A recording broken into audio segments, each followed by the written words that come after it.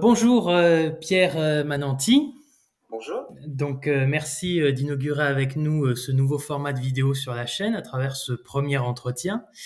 Donc vous êtes normalien, vous êtes diplômé en histoire, vous avez été assistant parlementaire à l'Assemblée nationale et au Sénat. Vous avez été conseiller politique de la ministre du Logement Emmanuelle Wargon et vous venez de publier une histoire du gaullisme social aux éditions Perrin, préfacé, je le signale, par Hervé Guémard, donc le ancien ministre et président de la Fondation Charles de Gaulle.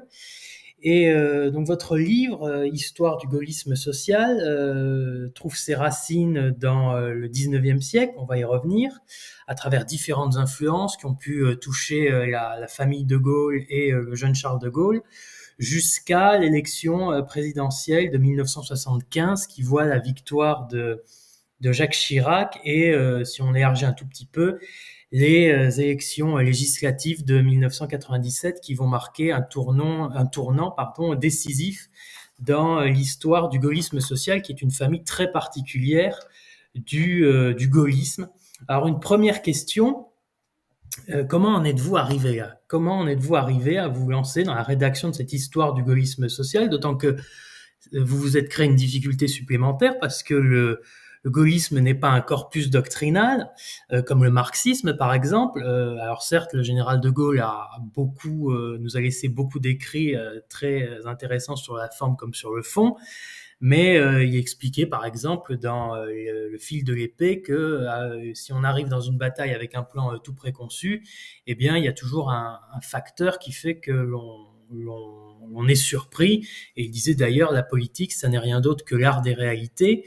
Et en plus, le général de Gaulle refusait, en tout cas, était très mécontent lorsque certaines personnalités qui se revendiquaient de lui apposaient l'étiquette gaulliste, tout comme François Mitterrand, pardon, rejetait ça dans les années 80. Donc, qu'est-ce qui vous a amené à ce sujet qui est un sujet très vaste?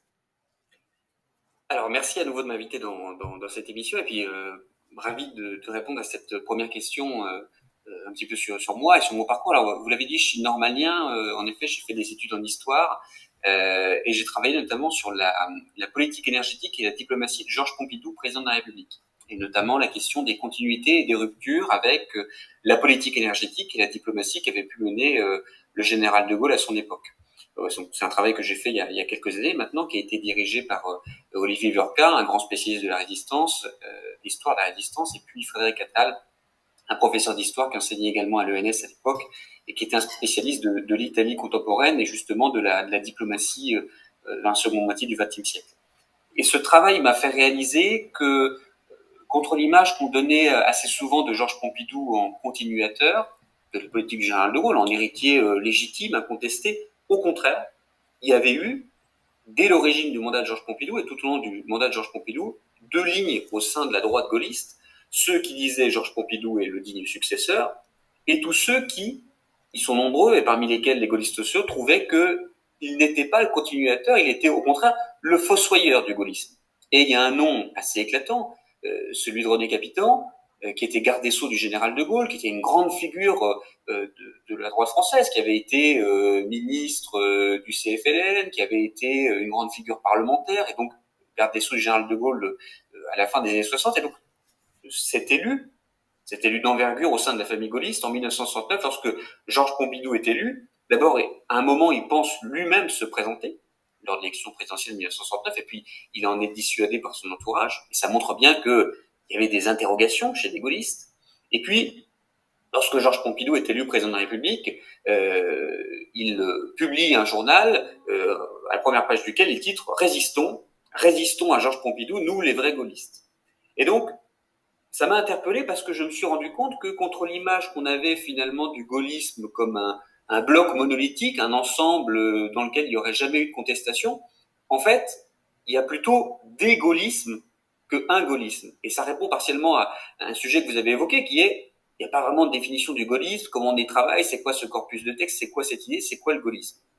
Et à cette même époque, j'ai eu la chance de travailler à la Fondation Charles de Gaulle, qui se situe à Paris, qui garde un certain nombre d'archives et puis qui est un lieu d'émulation intellectuelle et scientifique où se retrouvent de nombreux chercheurs, historiens, mais aussi contemporains de l'époque du général de Gaulle. Ils disparaissent malheureusement au fur et à mesure des années, mais beaucoup font partie de cette fondation et elle permet de mettre en contact des jeunes historiens et des personnalités du gaullisme.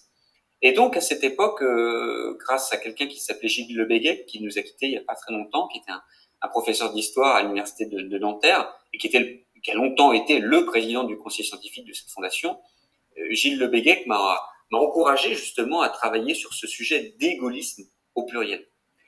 Et dans les gaullismes, il y a deux choses. Il y a d'abord les gaullismes au regard des époques.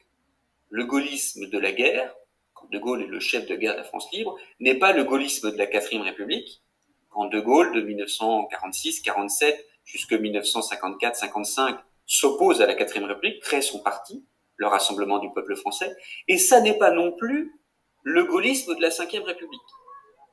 Et puis ensuite, si on voulait vraiment être très pointilleux, on pourrait dire que dans le gaullisme de la 5e République, il y a des gaullismes en fonction des époques, un gaullisme qui va de 1958 à 1965, l'élection présidentielle, et un autre qui va de 1965 à 1969. Donc, vous voyez, sans trop rentrer dans le détail, en fait, il y a une myriade de gaullismes. Donc, premier objet, moi, je me suis beaucoup interrogé sur mais c'est quoi ces gaullismes? Est-ce qu'il ne faut pas revenir à une définition simple? Le gaullisme, c'est l'action et la pensée du général de Gaulle. Et donc, en interrogeant un petit peu ces différents courants du gaullisme, est apparu un mot que je trouvais revenir dans un certain nombre de propos de mes interlocuteurs, anciens députés, anciens ministres, anciens collaborateurs du général de Gaulle, et puis une appellation qui traversait aussi les époques, de 1944-46, l'époque de la guerre, jusqu'à 1995-2002, ce mot de gaullisme social. Et donc, ma première entrée dans le sujet, c'est une entrée historique.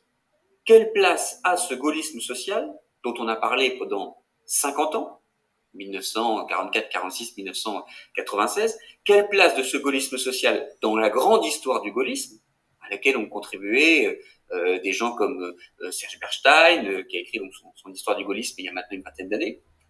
Et puis est apparue cette réflexion historique, s'est intégrée en parallèle d'une réflexion citoyenne et politique.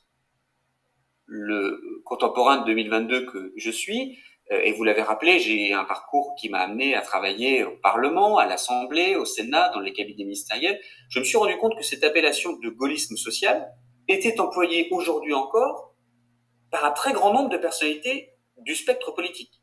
L'ancien Premier ministre, Jean Castex, lorsqu'il se présente aux Français à l'été 2020, la première émission de télévision qu'il fait, journal de 20 heures à TF1, on lui dit, mais au fond, qui êtes-vous? Comment vous bénéficiez-vous? Et il dit, je suis un gaulliste social. Tiens, ça m'a fait tiquer.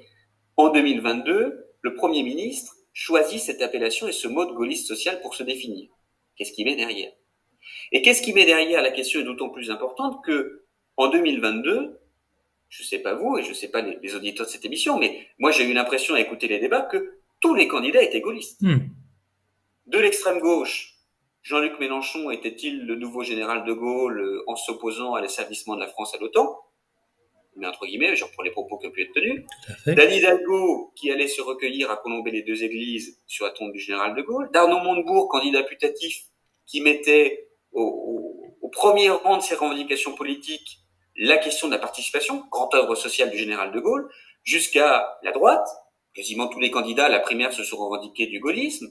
Emmanuel Macron, bien entendu, qui voulait rassembler des sociodémocrates aux gaullistes, et même l'extrême droite, Éric Zemmour ou Marine Le Pen, qui s'en sont revendiqués. Et donc, il y avait pour le citoyen et le citoyen engagé politiquement en 2022 une forme d'étonnement à ce que le mot gaulliste et le gaullisme, n'ayant tellement plus de définition, il devient une espèce de mot valise dont tout le monde s'empare, tout le monde a envie d'être gaulliste parce que le gaullisme est devenu une idée consensuelle en France. Et en tout cas, le personnage du général de Gaulle, la dimension historique du gaullisme est devenue consensuelle et tout le monde cherche à s'approprier. Et donc, de là est venu, à la fois par mes études, mes travaux antérieurs, j'ai publié un certain nombre d'articles sur le gaullisme de la 4e République, la presse gaulliste au temps du RPF, et puis ce constat contemporain 2020-2022 vis-à-vis des élections présidentielles et du propos public sur le mot gaullisme, est venu l'envie et le souci d'écrire un livre sur le gaullisme social, en rappelant les origines intellectuelles, politiques du général de Gaulle, ses cheminements, ses rencontres, la construction du gaullisme comme un ensemble d'idées, de pensées, et puis la mise en tension de ces idées au regard de la réalité du pouvoir. Parce que dans les différents gaullismes, et je m'excuse d'être un petit peu long, Mais il n'y a pas de souci. c'est notamment tout ce qui a nourri ces travaux et ce qui a nourri le livre dans le gaullisme. Si on dit que le gaullisme, c'est la pensée et l'action du général de Gaulle, la pensée, il nous a laissé, vous l'avez rappelé, 19 tomes de lettres, notes et carnets, des livres, des mémoires de guerre, des mémoires d'espoir. Donc, il y a un corpus idéologique de ce que le général de Gaulle a présenté comme le gaullisme qui existe, mais c'est la pensée et c'est l'action. Et donc, comment le général de Gaulle, se confrontant à la réalité du pouvoir, 44, 46, 58, 69, et puis à la réalité de l'opposition, 47 à 54, 55, comment a-t-il joué, évolué, mis en œuvre, abandonné certaines des idées qu'il avait lui-même conçues. Et donc c'est toute cette grande fresque de questions qui va qu'est-ce que l'origine intellectuelle du gaullisme, comment est-elle mise en application, comment est-elle nourrie par des rencontres, des penseurs contemporains ou passés, jusqu'à quel héritage du gaullisme. Peut-on encore parler de gaullisme après 1969 et puis existe-t-il encore un gaullisme dans les années 1990? Toutes ces questions-là m'ont donné envie d'écrire ce livre où on va pouvoir en parler pendant l'entretien, mais les auditeurs pourront trouver un certain nombre de réponses. Vous me disiez, pardon d'être aussi long, non, merci d'être aussi long justement, parce que ça permet de bien aborder les choses en profondeur. Alors justement, vous avez commencé à les évoquer, les origines du gaullisme social. Donc je le disais en introduction, elles remontent au 19e siècle, parce que si tout le monde est à peu près d'accord pour dire que le gaullisme, la première manifestation politique du gaullisme, c'est l'appel du 18 juin 1940, où le général de Gaulle se fait le némésis du maréchal Pétain, le némésis positif évidemment. Le gaullisme social trouve sa première expression dans un discours du général à Oxford en 1941. C'est en réaction à la charte du travail du régime de Vichy, où le général de Gaulle va commencer à esquisser les premières lignes, les grandes lignes de sa vision sociale, où là il ne s'agit plus uniquement de dire nous sommes contre Vichy, il s'agit de dire qu'est-ce que nous proposons à la place de Vichy, ce qui sera tout le travail de la résistance jusqu'à la libération. Alors évidemment, le gaullisme social ne tombe pas du ciel, ce n'est pas une création ex nihilo, et l'une des matrices de ce gaullisme social, c'est le catholicisme social qui apparaît au 19e siècle. Est-ce que vous pouvez nous en dire plus là-dessus? Oui, alors ça m'amène à vous reparler un moment où on a dit les gaullismes, les différents gaullismes, et donc le gaullisme social. Une des conclusions de mon livre, spoiler à ceux qui nous écoutent et qui voudraient attendre la conclusion, c'est que le gaullisme est par essence social. Si on dit que le gaullisme, c'est l'action et la pensée du général de Gaulle, donc ce qui va de sa naissance jusqu'à 1969, son départ du pouvoir à 1970, ce gaullisme, cette action et cette pensée du général de Gaulle a une dimension profondément sociale. Et pourquoi? Parce que le général de Gaulle naît et grandit dans un environnement qui est soucieux des tensions au sein de la société, est soucieux de partager davantage, éviter l'accroissement des inégalités. Pourquoi? Le père et l'oncle du général de Gaulle, donc son père Henri de Gaulle et son oncle Gustave de Corbie, qui est aussi son parrain, sont tous les deux des catholiques sociaux. Alors, vous avez évoqué ce mot, c'est un courant de pensée qui apparaît au début du XIXe siècle, 1820 à peu près. C'est l'abbé de Lovenbrück qui est un des premiers à le définir, puis c'est un courant qui va s'enraciner, notamment en 1830, 1840 dans des revues. Et qu'est-ce que c'est que ce catholicisme social? C'est quelque chose qui apparaît au début de la révolution industrielle, les inégalités s'accroissent, et un certain nombre de personnes estiment que le bon catholique est catholique dans sa foi, à l'église, mais il est aussi catholique dans la vie de ce qu'on appelle la vie de la cité, au sens grec du terme, c'est-à-dire dans la vie de tous les jours, dans la vie quotidienne, dans la vie politique. Et donc, les valeurs chrétiennes, les valeurs de charitabilité chrétienne, doivent aussi s'appliquer à la vie en société, à la vie politique. Et donc, ce catholicisme social, qu'on appelle aussi parfois le catholicisme charitable, vous comprenez maintenant pourquoi, imprègne tout un tas de milieux, notamment les milieux du grand patronat, et le paternalisme, ce courant qui apparaît à la fin du XIXe siècle, où des grands patrons décident autour de leurs usines de construire des écoles, des crèches, d'améliorer la condition de vie des ouvriers de leurs usines, s'inspire aussi de ce grand courant du catholicisme social. Et le père et l'oncle du général de Gaulle sont très marqués par ces idées et vont évidemment transmettre cela à leurs fils et neveux dans l'éducation qu'ils vont lui donner. Alors pourquoi? Le père du général de Gaulle, parce que c'est un fait méconnu, mais il a été un des acteurs de la répression de la semaine sanglante de la Commune de Paris. 1870-1871, c'est la guerre franco-prussienne, et puis au tournant de la guerre, l'Empire s'effondre, et le peuple de Paris se révolte, érige Paris en commune libre et révolutionnaire, et s'ensuivent un certain nombre de massacres, de vols, de pillages, parce que les tensions ont été tellement exacerbées que le peuple s'empare de ce qu'il estime lui revenir de droit. Et puis le régime républicain qui a été institué envoie l'armée rétablir l'ordre. Le père du général de Gaulle, Henri de Gaulle, fait partie de ceux qui sont envoyés rétablir l'ordre à Paris, et des milliers d'hommes, de femmes sont passés par les armes. Il y a encore aujourd'hui au Père-Lachaise le fameux mur des fusillés où de très nombreux communards sont massacrés. Et Henri de Gaulle sort de ce conflit, sort de cette conclusion des émeutes parisiennes, écœuré et convaincu que si on avait davantage partagé, on n'en serait peut-être pas arrivé là. On n'aurait pas eu une telle effusion de sang.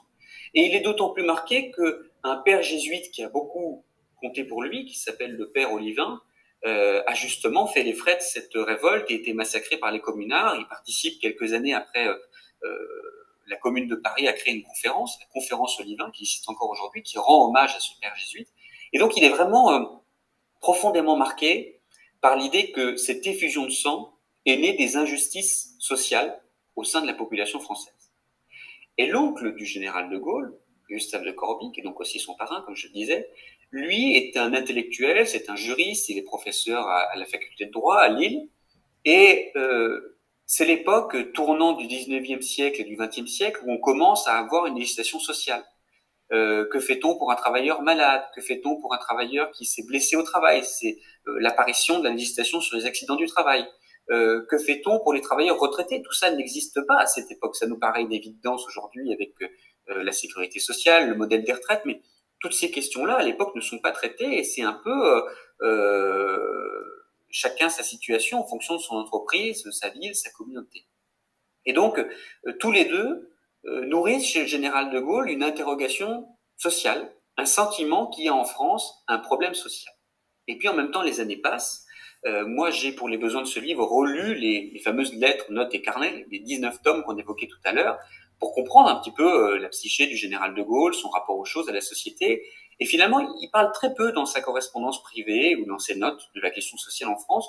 Et il va même, au début des années 30, écrire à un ami qui lui est cher en disant la question sociale, je n'y connais pas grand-chose, c'est une question de gros sous, c'est une question de tension entre les patrons et les ouvriers. Donc, il a une conviction qu'il y a un problème social, mais il n'y apporte pas forcément de réponse.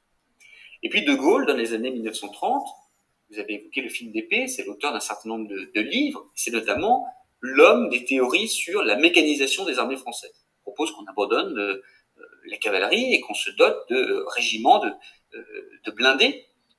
Et il a d'ailleurs en Allemagne, à la même époque, un homologue allemand qui s'appelle Gunderian, qui convainc les autorités allemandes de s'équiper de chars blindés. Et une des raisons du succès des Allemands en 1940, c'est la fameuse Blitzkrieg, la guerre éclair, que les Allemands remportent parce qu'ils arrivent très rapidement à déployer leurs armées sur le front avec justement ces blindés. Et donc le général de Gaulle, lui, n'est pas écouté en France. Et pour l'anecdote, une des rares victoires françaises en 1940, c'est qu'un régiment de blindés français à Montcornet arrive à stopper pendant quelques heures, 2 jours de mémoire, l'offensive allemande. Et je vous le donne dans le mille, le chef de ce régiment de blindés, c'est un certain colonel Charles de Gaulle. Quelle surprise. Alors, voilà. Alors là, vous allez vous dire, vous et puis les auditeurs de cette émission, sympathique cet intervenant, mais on voulait l'entendre parler de gaullisme social, et là, il nous parle de mécanisation des armées, et il s'égare un petit peu. En fait, pas du tout. Pourquoi? Parce que dans les années 1930, De Gaulle veut donc partager ses idées sur la mécanisation des armées, et il va voir légitimement des députés de droite, conservateurs, catholiques, parce que c'est son milieu et qui pense pouvoir les convaincre. Et très rapidement, ces parlementaires lui disent colonel de Gaulle, il n'est pas encore général à l'époque, ici on sépare les choses, les députés s'occupent de politique, les militaires s'occupent de l'armée, ça n'est pas aux députés de la nation de s'occuper de ces questions. Une exception particulière, c'est Paul Reynaud, qui recroisera plus tard dans sa carrière comme président du Conseil, puis comme député après la guerre. Mais De Gaulle est très déçu et se tourne, parce qu'il est persuadé de la justesse de ses idées, vers d'autres parlementaires, des parlementaires de gauche, je pense notamment à Léo Lagrange. Et donc, dans ses rencontres avec les parlementaires de gauche, qui eux lui disent « mais oui, nous voulons écouter vos idées, pourquoi pas les porter au Parlement ?» On pourrait aussi citer Marcel Déat, qui a ensuite eu un destin particulier, mais qui fait partie de ces parlementaires de gauche que le général de Gaulle rencontre pour leur parler de la mécanisation des armées. Et donc De Gaulle, au fur et à mesure qu'il leur présente ses idées, écoute aussi les leurs. C'est l'époque du Front populaire. C'est l'époque de la 5e semaine de congés payés. C'est l'époque de décongés payés, pardon, tout court.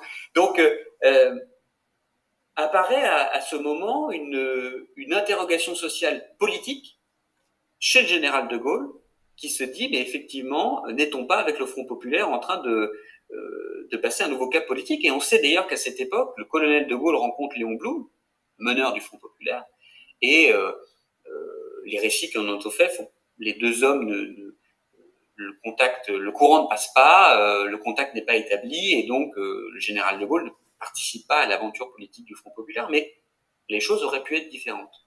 Et puis De Gaulle part à Londres.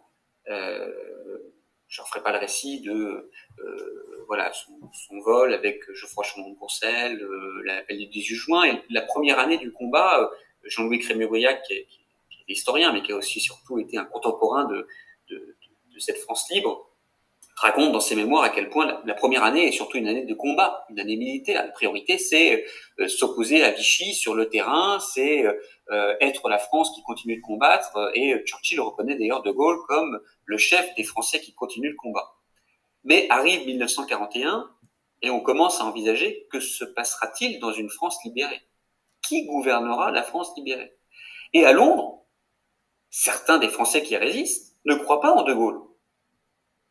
Il y a des Français qui pensent que De Gaulle est un dictateur en puissance, est un homme de droite, un ultra-conservateur. Un fasciste. Un fasciste. Le mot est même écrit par un certain nombre de journalistes de l'époque, de journalistes français qui résistent à Londres, qui animent une revue qui s'appelle France notamment, qui réunit la plupart des personnalités de gauche de la France libre, et qui critique De Gaulle et son action. Et De Gaulle comprend que ce qu'il dit, c'est pas du tout ma personnalité, c'est pas ce que je pense, vient de se dire.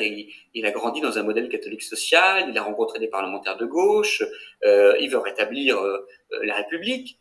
Et donc, De Gaulle va avoir en novembre 1941, vous l'avez rappelé, 25 novembre 1941 à Oxford, un grand discours, un discours fondateur. Discours dans lequel il explique qu'il ne veut pas simplement libérer la France, mais il veut aussi rénover le pays et ses institutions. Et on pointe souvent ce discours, et je le fais moi-même dans mon livre, comme la pierre angulaire du gaullisme social, la première expression de la dimension sociale du gaullisme, parce que De Gaulle y pose un certain nombre de sujets. Il dit, il ne s'agit pas simplement d'être libre, il faut aussi être heureux dans sa condition. Il pose la question de la mécanisation du travail. Donc, à travers ce premier discours, De Gaulle pose la base d'une réflexion sur que doit être la société libérée.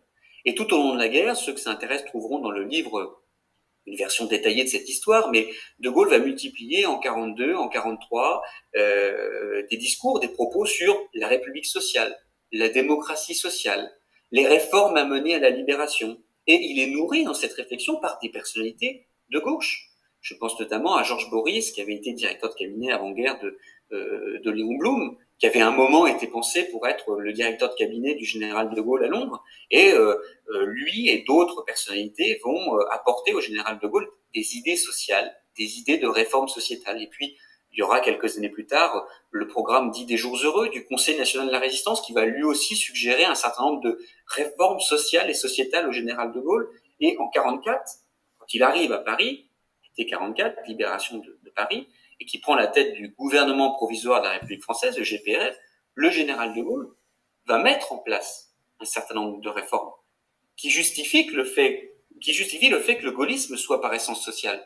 Je pense au droit de vote des femmes, je pense à la nationalisation d'un certain nombre d'entreprises, je pense à la création des comités d'entreprise pour assurer une participation des travailleurs à la gouvernance des entreprises, je pense à la naissance de la sécurité sociale. Vous voyez bien, toutes ces réformes sont l'expression d'une inquiétude sociale du général de Gaulle et d'une envie de réformer la société vers davantage de partage et davantage de progrès. Et alors justement, vous venez d'évoquer le mot, l'une des idées clés du gaullisme social, c'est justement ce principe de participation. Et alors, je vais vous poser une troisième question, qui est peut-être la question que j'aurais dû vous poser en tout premier lieu, puisque vous le savez, vous et moi, on nous a appris quand on traite un sujet à commencer par le définir. Qu'est-ce que le gaullisme social par rapport notamment au gaullisme de gauche? Est-ce que c'est la même chose? Est-ce qu'on peut mettre un trait d'égalité ou pas? Par rapport à la question du gaullisme, qui est une question encore plus large, parce que c'est vrai que le gaullisme est un peu une auberge espagnole. On y rencontre des gens de droite, des gens de gauche, des gens qui ont anciennement été d'extrême gauche ou d'extrême droite. Ça rassemble donc des profils très différents. Et au cours de ma lecture de votre ouvrage, j'ai commencé par me dire, bon, qu'est-ce que ça peut être le gaullisme ou le gaullisme social? Puis je me suis dit, bon, c'est déjà au moins soutenir le général de Gaulle. Et puis je me suis posé la question, est-ce que c'est pertinent après la mort du général de Gaulle de soutenir le général de Gaulle? D'autant qu'un certain nombre de gaullistes, notamment des gaullistes sociaux, à la présidentielle de 1965, où se présente justement le général de Gaulle, eh bien ne le soutiennent pas. C'est le cas, j'avais noté d'Edmond Barachin qui avait soutenu Le Canuet, c'était le cas de Henri Freinet qui avait soutenu François Mitterrand. Donc c'est vrai que c'est assez dur de trouver des critères qui permettent de dire il rentre dans la case gaulliste social ou non. Et donc j'ai trouvé quand même, il me semble que tous les gaullistes sociaux, il me semble, ont cette idée en commun qui est le concept de participation. Est-ce qu'on peut aller un peu plus loin dans l'analyse de ce principe? Et je n'oublie pas la question que je vous ai posée au début, mes questions sont longues. Est-ce que gaullisme social, c'est la même chose que gaullisme de gauche? Alors, c'est des questions à tiroir, mais ça tombe bien parce qu'elles s'enchaînent. Je vais peut-être juste faire une citation que je trouve tout à fait à propos, puisqu'on parlait justement de la multiplicité des gaullismes et des personnalités qui se retrouvent derrière le gaullisme. André Malraux disait le gaullisme, c'est le métro à l'heure de pointe. Voilà, C'est vrai. c'est une citation assez emblématique. Et pour répondre, mais je vais ensuite détailler, en réalité, gaullisme social et gaulliste de gauche, ce sont deux choses différentes. Et vous allez voir pourquoi. On s'est arrêté en 44, De Gaulle revient au pouvoir, fait un certain nombre de réformes sociales, 44, 45, 46, et puis janvier 1946, De Gaulle quitte le pouvoir parce qu'il est en désaccord avec les socialistes et les communistes, notamment sur le nouveau régime à mettre en place. Ce sera la 4e République qui sera un régime parlementaire, alors que lui défendait un régime présidentiel. C'est ce qu'il expliquera lors de ses discours de Bayeux et d'Épinal en 46 et 47. Et De Gaulle, en avril 1947, crée le Rassemblement du peuple français. Un parti ni de droite ni de gauche, un parti qui doit rassembler tous les Français autour de grands objectifs pour la nation de demain. François-Olivier Gisbert, qui a écrit un très beau livre il y a quelques mois justement sur ses souvenirs du gaullisme et sa vision du gaullisme. Le sursaut. Le sursaut. Il écrit De Gaulle est le dernier grand chef d'État à avoir pensé la France à 25 ans, à 30 ans. Et c'est vraiment, dans la définition du gaullisme, il y a cette dimension fondamentale de vouloir penser le pays dans l'avenir et rassembler des gens d'horizons différents derrière cette conviction que la France s'impose au-dessus des partis. La défense de la nation, de sa place dans le monde, de l'avenir économique et social de la société est plus importante que les petites divisions claniques entre les partis. Donc De Gaulle crée en 1947 le RPF, et d'ailleurs c'est intéressant, il définit 4 grands thèmes de combat politique, et un de ces grands thèmes de combat, c'est la question sociale. C'est comment, dans une France abîmée par la guerre, détruite, dans une France qui souffre encore des privations, comment retrouver du lien social, de la cohésion nationale, davantage d'égalité entre les Français et davantage de fraternité entre les Français. Et donc, 1947, De Gaulle crée son mouvement et très rapidement, les autres partis se positionnent vis-à-vis de lui. Les démocrates chrétiens qui auraient pu être ses alliés, finalement, font sécession, ne veulent pas en entendre parler. C'est le MRP, le Mouvement républicain populaire. Certains des démocrates chrétiens rejoignent De Gaulle, je pense notamment à Louis Ternoir ou Edmond Michelet. Et puis, De Gaulle se rend compte que sur le discours rassemblement, il faut aller chercher des gens de droite, évidemment, mais il faut aussi aller chercher des gens de gauche. Et donc, 1948, le général de Gaulle crée l'Action ouvrière, une organisation politique et syndicale qui confie d'abord à Jacques Baumel, un résistant, d'ailleurs flanqué d'un certain Albin Chalandon. Et donc les deux hommes vont progressivement développer le discours gaulliste dans les usines. Aller dans les usines, parler aux ouvriers, aux syndiqués pour leur dire mais le gaullisme peut répondre à vos attentes, ne tombez pas dans les filets du communisme.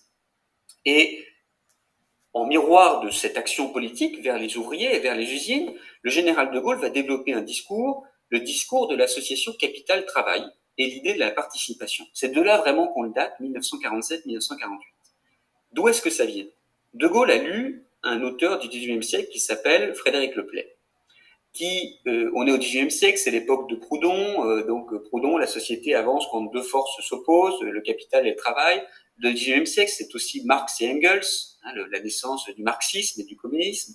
Et Frédéric Leplay, lui, dans tout cet environnement, a une théorie qui dit non, les sociétés ne peuvent avancer et être harmonieuses que si et seulement si on arrive à associer harmonieusement le capital, celui qui apporte les crédits, les moyens, et le travail, celui qui apporte sa force de travail manuelle. Et De Gaulle, inspiré par cette théorie de l'association capital-travail, se met à l'évoquer dans ses discours, dans ses écrits, dans ses lettres, dans ses déplacements, en disant « Moi, mon retour au pouvoir signifiera davantage d'association du capital et du travail. » Et ça passe par quoi? Ça passe par la fameuse participation. La participation, elle va trouver différentes incarnations. C'est d'abord la participation des ouvriers à la gouvernance d'entreprise. Il n'y a pas que le patron qui décide. Et les comités d'entreprise que De Gaulle a mis en place à la fin de la guerre en sont une première fois. La participation, c'est aussi la participation à la réussite.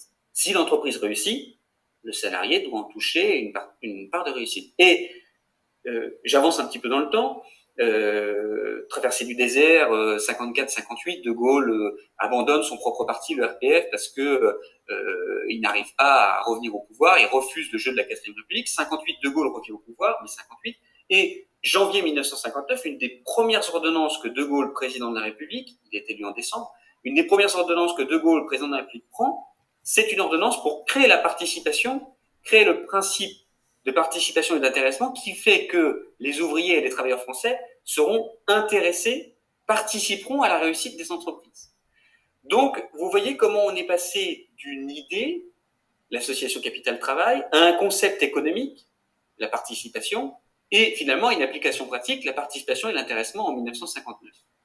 Donc ça, c'est un petit peu cette histoire de la participation, et elle va continuer, je vais y revenir d'ici un instant, elle va continuer à émaner toute l'histoire du gaullisme et de ce qu'on pourrait appeler le post-gaullisme après 1969.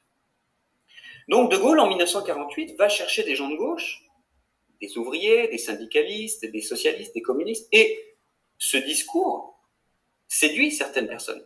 Je pense à quelqu'un comme Manuel Bridier, qui était le président des jeunesses communistes à la Libération, donc une personnalité au cœur de la machine politique communiste. Manuel Bridier, en 1949, est convaincu par le discours de l'action ouvrière, et il revient, et c'est à l'époque Yvon Moranda qui est le patron de cette action ouvrière, qui a succédé à Jacques Baumel, et Manuel Bridier devient son adjoint. Donc vous voyez que ce discours, il arrive à convaincre des personnalités de gauche, y compris de la gauche communiste, qui rallient le gaullisme en disant De Gaulle n'est pas un homme de droite, ça n'est pas un homme de gauche, c'est un homme du dépassement politique, et de droite et de gauche en même temps, et donc on se rallie à lui. Et on commence à parler à cette époque des gaullistes sociaux pour désigner ce groupe, Baumel, Moranda, Chalandon, Bridier, ce groupe de personnalités qui, autour du général de Gaulle, défendent ces idées de la participation, ces idées de l'intéressement, cette idée qu'il existe une dimension sociale du gaullisme. Et dans le retour au pouvoir du général de Gaulle, en 1958, on oublie souvent de le dire, mais en fait, le retour au pouvoir du général de Gaulle suscite l'émergence de plein de petits partis, mouvements, etc., qui vont, en octobre 1958, se fédérer au sein d'un seul parti, le parti gaulliste, l'Union pour la Nouvelle République, qui est piloté par Jacques Soustel et Roger Frey, son premier secrétaire général. Et parmi les 7 partis qui sont fusionnés en octobre 1958, il y a les comités ouvriers et professionnels pour le retour au pouvoir du général de Gaulle. Donc, dans le gaullisme de 1958, dans les forces populaires, politiques, intellectuelles qui se rallient autour de Gaulle, il y a un gaullisme ouvrier qu'on pourrait aussi appeler un gaullisme social, où on retrouve les personnalités que j'ai évoquées, mais aussi quelqu'un comme Jean Likovski, par exemple, qui aura ensuite une carrière importante dans ce groupe des gaullistes sociaux. Et en même temps, lorsqu'est créé le Parti gaulliste, à l'automne 1958, et lorsqu'ont lieu les premières élections législatives de la Ve République en novembre 1958, beaucoup de ceux qui forment le premier cercle autour du général de Gaulle, qu'on appellera plus tard les barons du gaullisme, Jacques Soustel, Roger Frey, Michel Debré, Jacques Chabre-Delmas et d'autres, beaucoup de ceux-là sont méfiants vis-à-vis de ces gaullistes sociaux qui sont des hommes de gauche qui se sont ralliés au général de Gaulle et ce ne sont pas des purs et durs. Ce ne sont pas, pour beaucoup, des Français libres ou des gaullistes de la première heure, ce sont des gens qui se sont ralliés. Donc, on s'en méfie et les gaullistes sociaux sont renvoyés à leur propre aventure, ils ne participent pas à la création du NR, ils vont d'ailleurs créer leur propre parti, le Centre de la Réforme républicaine, le CRR, et puis en 1959, le CRR ayant échoué, ils vont créer un nouveau parti, l'Union démocratique du travail, justement pour fédérer un petit peu ces défenseurs du gaullisme social, ceux que moi j'appelle les gaullistes sociaux. Et les années avancent et De Gaulle se rend bien compte, d'abord De Gaulle est lui-même très sensible à cette dimension sociale du gaullisme pour toutes les raisons qu'on a évoquées jusqu'à présent. Et l'anecdote n'est pas moindre, il finance sur sa cassette personnelle, il finance sur ses propres deniers le journal des gaullistes de gauche, plutôt que de financer le parti gaulliste officiel. Ça montre son attachement à ce parti. Et en 1962, il demande d'ailleurs à ce que le parti gaulliste, l'UNR, fusionne avec le parti des gaullistes de gauche, l'UDT. C'est pour ça qu'à partir de 1962, on parle d'UNR et UDT, parce que il veut le rassemblement de tous les gaullistes. Il veut pas qu'il y ait le parti gaulliste de droite, le parti gaulliste de gauche. Il veut qu'il y ait un seul grand parti gaulliste, et notamment parce qu'il y a des élections législatives en 1962. De Gaulle dissout l'Assemblée nationale en octobre, et il y a en novembre 1962 des élections législatives. Et puis, les années passent, 1965, élection présidentielle, De Gaulle pense être réélu brillamment, d'ailleurs, pour l'anecdote, il refuse de faire campagne, et puis il est finalement mis en ballottage, forcé à un second tour face à François Mitterrand, à la gauche. C'est d'ailleurs dans la préparation du second tour qu'il va faire ses fameux entretiens avec Michel Droit, vous savez ces vidéos que vous connaissez sûrement, où De Gaulle dit « la France, c'est pas la gauche, la France, c'est pas la droite », ou encore « l'Europe, l'Europe, l'Europe », ces fameuses expressions qu'on connaît pour tous les amateurs du gaullisme. Et suite à cette campagne présidentielle de 1965, De Gaulle comprend que son discours n'imprime plus à gauche. Et de la même manière qu'il avait, en 1948, créé l'Action ouvrière pour aller chercher des gens de gauche, les amener dans l'aventure gaulliste, il va, à partir de janvier 1966, aller chercher des personnalités de gauche et du gaullisme social pour les ramener à lui, et notamment sur le thème de la participation. Et l'amendement Vallon, qui est une étape importante de la participation, qui après les ordonnances de 1959 redonne un nouveau souffle à la participation, il apparaît quand ? Il apparaît à l'automne 1965, parce que justement les gaullistes de gauche cherchent un signal, et le gouvernement Pompidou n'y est pas favorable. On va plutôt faire un rapport, on va pas accélérer la participation, le patronat est méfiant. Et donc en 1966, De Gaulle, qui a compris l'enjeu d'aller chercher la gauche après l'élection présidentielle, lance une commission de réflexion pour vraiment mettre en œuvre cette participation. Et en 1967, de nouveau, il prend des ordonnances pour aller plus loin sur la participation. Et en 1968, quand il y a la crise de mai 1968, De Gaulle s'exprime le 24 mai 1969 et il dit « J'entends les Français, ils veulent davantage de participation. Et je vais organiser un référendum, 24 mai 1968, je vais organiser un référendum sur la participation. Participation des étudiants à la gouvernance des universités, participation des ouvriers à la gouvernance d'entreprise, participation des salariés à la réussite des entreprises. » Et puis, ce référendum va prendre du temps à être organisé, il sera organisé en avril 1969 et il est difficile à comprendre pour les Français, il est mal expliqué, il est mélangé à une réforme de la régionalisation, à une réforme du Sénat, beaucoup de sénateurs s'y opposent, les centristes derrière Valéry Giscard d'Estaing s'y opposent aussi, et ce référendum échoue, de pas grand-chose, soit dit en passant, mais il montre bien que la question de la participation, à la fois la théorie de la participation comme une forme de réconciliation du capital et du travail, et la participation comme un principe économique et de fonctionnement des sociétés, a traversé toute l'histoire du gaullisme et du mandat politique du général de Gaulle. Et puis 1969, De Gaulle s'en va au lendemain de l'échec du référendum, Georges Pompidou est élu président de la République, et là, apparaît l'idée pour un certain nombre de gaullistes que est-ce que la vraie défense du gaullisme, le vrai héritage gaulliste, n'est pas davantage à gauche qu'avec Georges Pompidou. Et vous avez des gens, on a parlé de René Capitan tout à l'heure, garde des Sceaux, on pourrait parler de Louis Vallon, grande figure du gaullisme, député pendant plusieurs décennies. Et donc Louis Vallon, qui est l'homme à l'origine de l'amendement de 1965, dont on parlait tout à l'heure, l'amendement sur la participation, Louis Vallon publie en 1970 un véritable pamphlet contre Pompidou qui s'appelle l'Anti-de Gaulle. Pompidou serait l'anti-de Gaulle. Et le livre est d'une violence particulière. On parlait de Capitan qui appelle les Français et les gaullistes à résister. On pourrait parler de Jacques Doher aussi, qui a été une de ces grandes figures sur lesquelles je reviens beaucoup dans mon livre. D'abord un animateur des mouvements de jeunes gaullistes, et puis une figure de ces gaullistes sociaux qui se sentent en rupture vis-à-vis de Georges Pompidou. Et en 1974, après la mort de Georges Pompidou, lorsque Jacques Chaban-Delmas, un des barons du gaullisme, l'homme de la nouvelle société. Donc, en 1969, Chaban avait essayé de réconcilier justement ces deux branches du gaullisme avec un discours de progrès social et sociétal.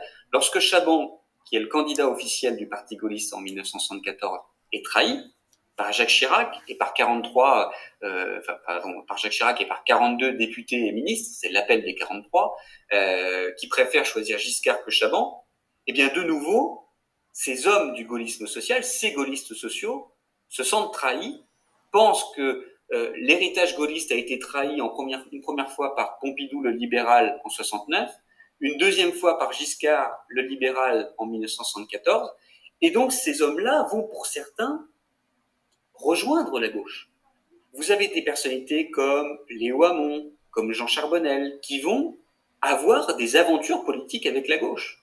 Et vous avez à partir de ce moment l'apparition de tout un tas de petits mouvements, partis, que moi j'appelle les gaullistes de gauche, puisque là, on n'est plus seulement dans la défense d'une dimension sociale du gaullisme ou dans l'héritage social du gaullisme.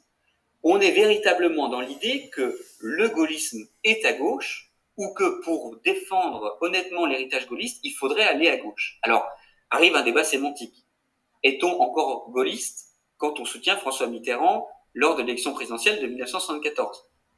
Il n'appartient pas à l'historien de le dire, mais apparaît à cette époque cette catégorie un petit peu bizarre de personnalités gaullistes, Jean Charbonnel, ministre du général de Gaulle, ministre de Georges Pompidou, qui dans les années 70, notamment à partir de 1976 avec la Fédération des Républicains progressistes, des Républicains de progrès,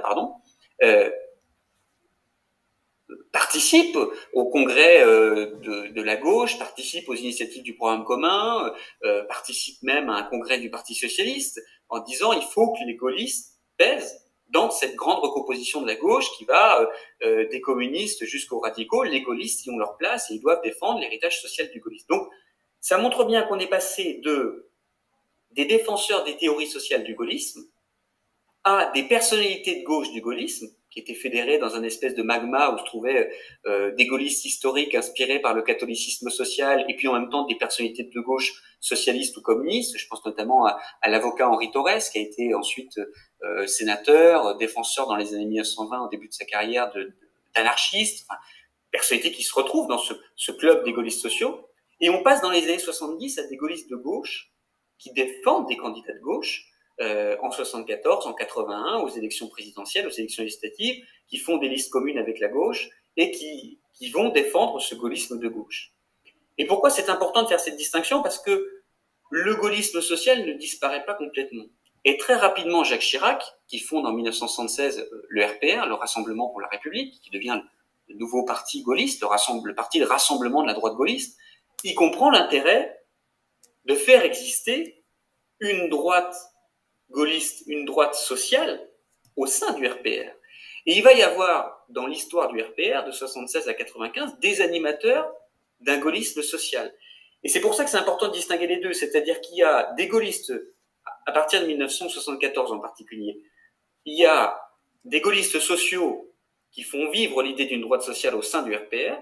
Je pense notamment à quelqu'un comme Philippe Séguin, dont on pourra reparler après, qui a joué un grand rôle, notamment de 78 à 95, et parallèlement, des gaullistes de gauche, des personnalités historiquement gaullistes, qui ont rejoint la gauche, et on pourrait citer un autre exemple, Michel Vauzel. Michel Vauzel, que beaucoup de vos auditeurs, et peut-être vous-même, vous connaissez très certainement comme un des derniers présidents de la région PACA, socialiste, François Mitterrand, porte-parole de François Mitterrand. Ministre, je crois aussi. Ministre, exactement, ministre de François Mitterrand. Il a commencé sa carrière comme président des Jeunes avec Chaban pendant la présidentielle de 1974. Donc, ça vous montre le parcours qu'ont pu connaître.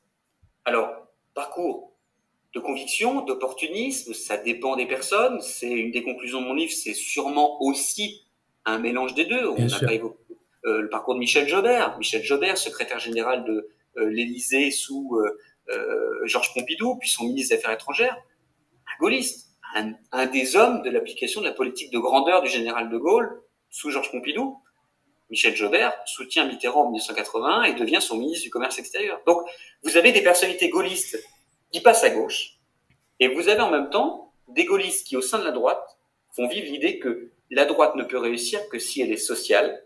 Et cette tendance va notamment apparaître, et je m'arrête là, à partir de 1981, puisque comme Mitterrand arrive au pouvoir, au sein de la droite française, au sein du RPR, un certain nombre de personnalités commencent à dire, mais si la gauche a gagné, c'est parce que la droite n'arrive plus à parler au public ouvrier.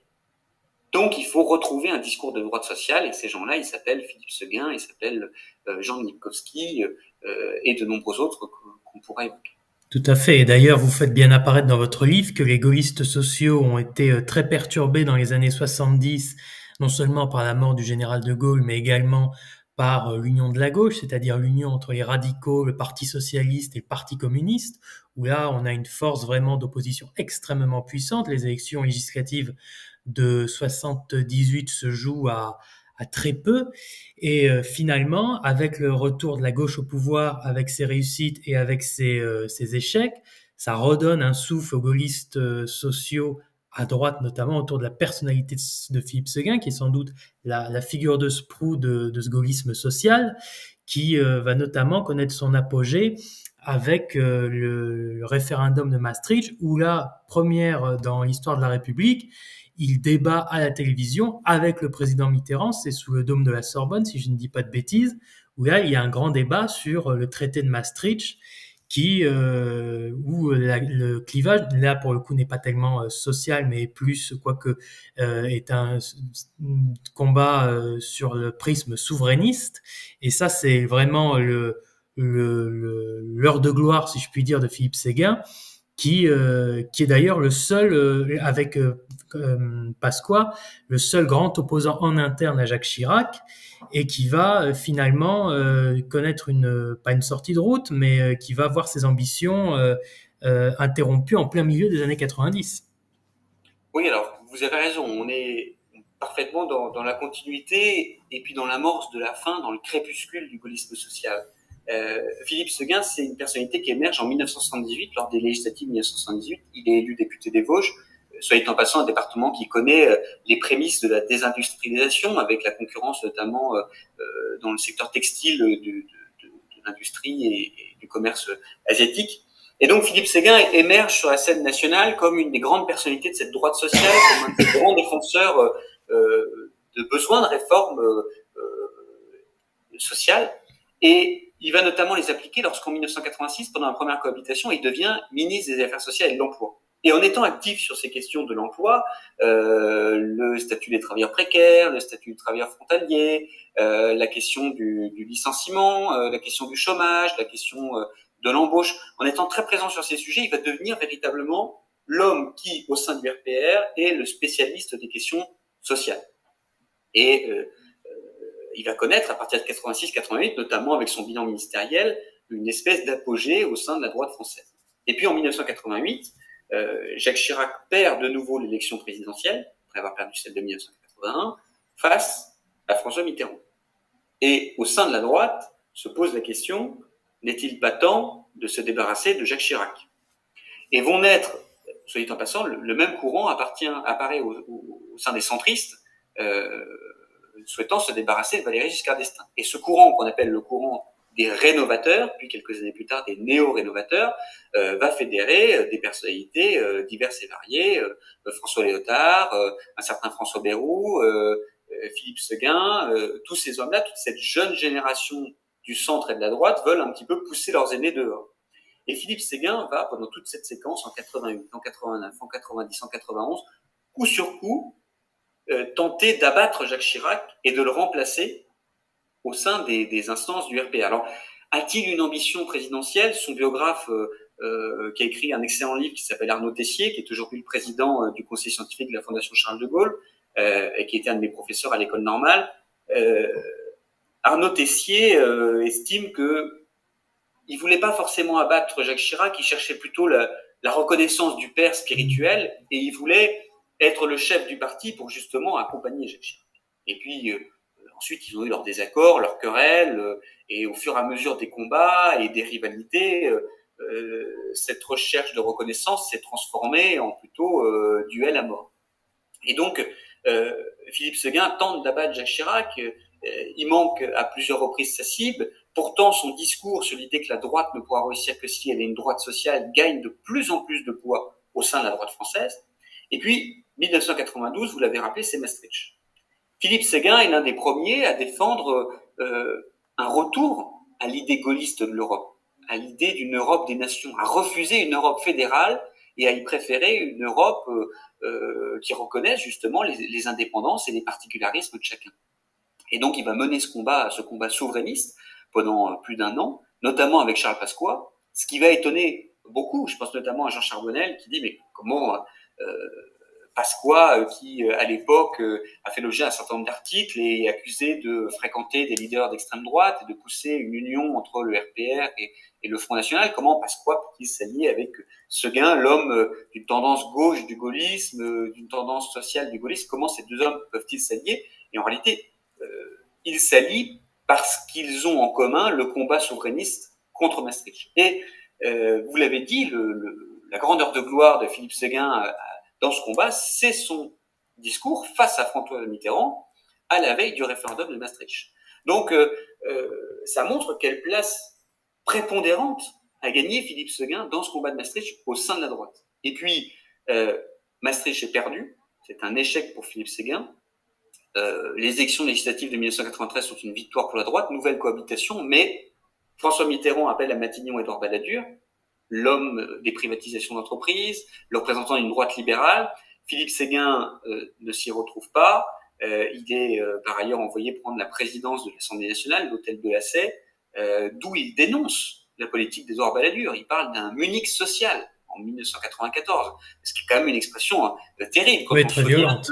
Les accords de Munich, c'est en 1938 quand Daladier et Chamberlain bradent la Tchécoslovaquie pour sauver la paix en Europe. Donc son discours est terrible vis-à-vis du gouvernement. Et en 1994 débute une guerre interne au RPR entre Édouard Balladur, Premier ministre, qui se pense le plus légitime pour se présenter à la présidentielle 1995, et Jacques Chirac, candidat en 81, candidat en 88, fondateur du RPR en 76, qui se pense lui aussi le plus légitime. Et Philippe Séguin prend le parti de Jacques Chirac et défend auprès de lui l'idée qu'il ne pourra gagner qu'avec ce discours social. Et Jacques Chirac lui fait confiance. C'est le fameux discours de la fracture sociale que les politologues considèrent aujourd'hui comme l'une des clés de réussite de la campagne de Jacques Chirac. C'est l'idée que la société est fracturée, qu'il faut renouer du lien social, recréer une fraternité française.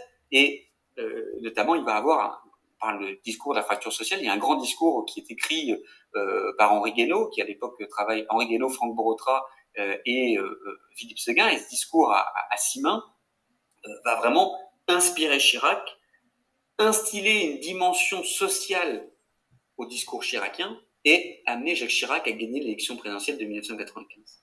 Alors là, vous allez me dire, c'est l'apothéose pour Séguin, pour la droite sociale, pour ce qu'on appelle le séguinisme, qui est un courant politique qui mêle le gaullisme social et le souverainisme. Et en même temps, Jacques Chirac se souvient que Philippe Séguin était son adversaire en 88, en 89, en 90, que c'est le fils qui a essayé d'assassiner le père. Et donc, arrivé à l'Élysée, Jacques Chirac choisit Alain Juppé comme Premier ministre, qui vient auprès de lui porter un discours beaucoup plus libéral. Alors Philippe Séguin croit bien à l'hiver 1995 que son heure pourrait arriver parce qu'il y a des grandes grèves, mais il n'est pas appelé. Puis les tensions s'accumulent. Jacques Chirac décide de dissoudre en 1997 et la gauche l'emporte. Il est forcé à la cohabitation avec Lionel Jospin. Et de là date une forme de mort clinique du gaullisme social et du séguinisme. Philippe Séguin ne s'en remettra pas. Il ne connaîtra pas le destin national auquel il aurait pu aspirer.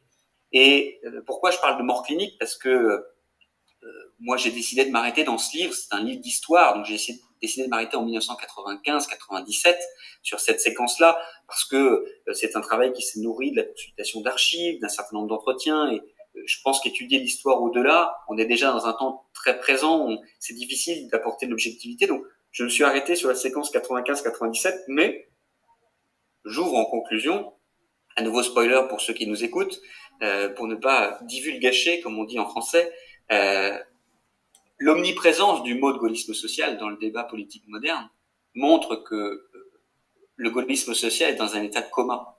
Il n'a pas disparu.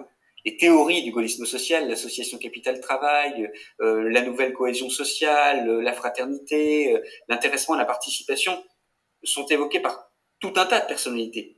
Au point que, lors de la campagne présidentielle de 2022, Valérie Pécresse, candidate des Républicains, et lors d'une interview de janvier 2022, on l'interroge sur, on lui dit, voilà, vous êtes libéral, vous entendez réunir toute la droite, elle dit, mais je suis libéral et gaulliste social.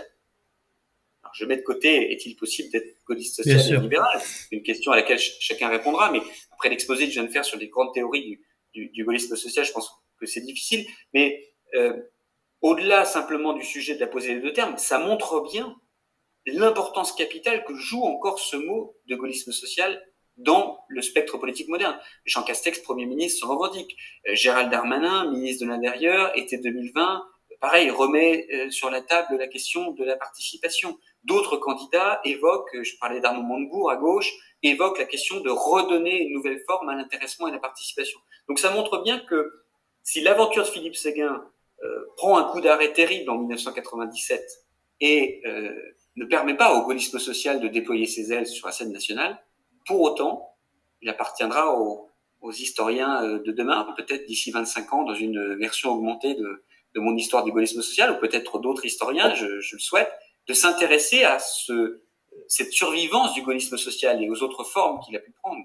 Et je termine simplement d'un mot, mais il y a quelque chose qui est intéressant, c'est dans la campagne de 2002, quand Jean-Pierre Chevènement se présente comme candidat, figure de gauche, comme candidat souverainiste, beaucoup des gaullistes sociaux et des gaullistes de gauche, les deux groupes, se retrouvent auprès de lui.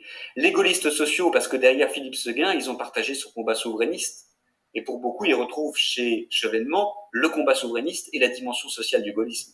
Et puis les gaullistes de gauche, parce que depuis des années 70, ils pensent que l'héritage du gaullisme se défend derrière un candidat de gauche. Donc voilà, on a brossé un petit peu pendant cette heure déjà d'interview la grande histoire du gaullisme social, des inspirations catholiques sociales, des rencontres de gauche, des amitiés de gauche du général de Gaulle, de l'aventure de la France libre, de l'épopée du RPF jusqu'à Philippe Séguin et le séguinisme mêlant droite sociale et souverainisme. Évidemment, j'ai essayé de résumer, le livre développe plus un certain nombre d'aspects, de nom, de club, mais ça vous donne un petit peu cette idée d'une certaine dimension du gaullisme et finalement de celle qui, c'est une des conclusions du livre, celle qui est la plus fidèle à ce qu'était le général de Gaulle. Parce que jusqu'en 1969, le gaullisme est social. Le gaullisme est évidemment social, parce que de Gaulle y croit, parce que de Gaulle se combat pour cela, parce que de Gaulle aide les mouvements et les hommes qui se revendiquent de cette filière. Et après 1969, de Gaulle, et ça rejoint une des phrases que vous aviez en introduction, de Gaulle ayant toujours refusé de définir le gaullisme, commence la bataille de l'héritage gaulliste. Qui a raison? Qui a l'autorisation de définir ce qu'est le gaullisme près de Gaulle? Marie-France Garot, lorsqu'elle s'est présentée à l'élection présidentielle 81, dans une interview, on lui dit « Est-ce que vous êtes gaulliste ?» Et elle répond « Mais je ne sais pas vous dire. Je n'aurais pas la prétention de définir ce qu'est le gaullisme. » D'où la définition peut-être la plus simple et la plus objective, qui est de dire le gaullisme, c'est l'action et la pensée du général de Gaulle. Et ensuite, au regard de cette définition, eh bien, moi, la conclusion de ces 300 pages de livre, c'est que la dimension sociale est une dimension essentielle. Peut-être vraiment pour finir d'un mot, il y a trois grandes dimensions du gaullisme. La dimension sociale, on vient d'en parler pendant plus d'une heure. La grandeur, l'idée de défendre sur la scène internationale, dans le monde, les valeurs françaises, la place de la France dans le monde, etc. Et puis le rassemblement, on l'a également évoqué, l'idée que la France mérite qu'on dépasse les antagonismes, les petites attaques entre partis, entre clans, et qu'on réunisse tous les hommes de bonne volonté, de droite et de gauche, vers un grand dessein national. Voilà. Eh bien, merci Pierre Mananti. Ça va faire presque une heure que nous conversons, avec beaucoup de plaisir pour ma part. Donc, cet entretien touche à sa fin. Donc, je rappelle pour tous ceux qui seraient intéressés au titre de votre livre, donc Histoire du gaullisme social aux éditions Perrin. Ça peut être un très bon compagnon pour une lecture estivale sur la plage, par exemple, mais partout ailleurs. Je voudrais, si vous me le permettez, juste citer une phrase, enfin un petit extrait de votre livre, une citation de Jean-Louis Bourlange, qui était interrogé donc en 1999 sur le gaullisme à propos de ce qu'on appelait la gaulomania, et il disait: le gaullisme est une sorte d'Éden politique, niché dans un coin de notre cerveau. L'État souverain, la France libre et respectée, l'économie créatrice d'emplois et de protection, les majorités présidentielles et parlementaires qui coïncident, le principe de cohérence incarné par le chef de l'État, une droite qui ne s'use pas quand on s'en sert, il y a aussi le sentiment de l'irrévocable. L'Éden est un paradis perdu, ce que nous vivons aujourd'hui, la mondialisation économique, la substitution du droit à l'État, la dépolitisation, la marginalisation du personnel politique et de son plus illustre représentant, le président de la République, est justement ressenti comme une remise en cause de ce que nous sommes depuis 2 siècles, d'où la puissance de la nostalgie. Dans notre relation au gaullisme, nous ressemblons à Faust disant à Marguerite: « Reste encore un instant, tu es si belle. » Bon, je pense que sur cette belle citation, nous allons pouvoir nous quitter. Merci infiniment pour ce premier entretien et pour votre temps. Eh bien, merci à vous, merci aux éditeurs de cette émission. Bonne lecture pour ceux auxquels j'aurais donné le goût de lire cette première aventure, et puis pour ceux qui l'ont déjà lu ou qui voudront la poursuivre, nous pourrons nous retrouver en librairie pour une sorte de suite en février 2023, puisque je viens de terminer la rédaction d'une biographie d'Albin Chalandon, un nom qu'on a évoqué, ancien député, ancien ministre, du général de Gaulle, de Georges Pompidou, de Jacques Chirac, figure d'action ouvrière, un des pionnier du gaullisme social dans les années 1940, qui a aussi été patron d'Elf, patron textile dans les années 1990. Et donc, je ferai paraître d'ici quelques mois, toujours aux éditions Perrin, une biographie de ce grand personnage méconnu auquel aucun historien ne s'est encore intéressé. Il n'a pas encore eu de biographie. Et donc, certains y retrouveront peut-être un clin d'œil à cette histoire du gaullisme social et à ses origines, et en même temps, tout un tas de secrets et de mystères à lever derrière une personnalité dont on se souvient comme l'homme de l'affaire des avions nifleurs, le banquier de Marcel Dassault au début de sa carrière, une figure nimbée de mystère, mais en même temps passionnante et passionnée. Eh ben, écoutez, si nous le lirons avec plaisir, et si vous voulez revenir ici pour en parler, ce sera également avec grand plaisir, parce que c'est vrai qu'Albin Chalandon n'a pas été beaucoup étudié. Alors, il y a son ex-femme Catherine Ney qui a écrit 2 recueils de ses mémoires à son sujet, mais ça n'est qu'une partie de sa vie. Donc, c'est vrai qu'un ouvrage intégralement dédié à ce personnage serait le bienvenu. Je reviendrai avec plaisir, et c'est évidemment un travail qui a été fait en lien avec sa famille, et notamment avec Catherine Ney, sa seconde épouse, qui devrait le préfacer. Donc, voilà, vous en saurez plus d'ici quelques mois. Merci beaucoup, Pierre Mananti. Merci à vous et bonne journée.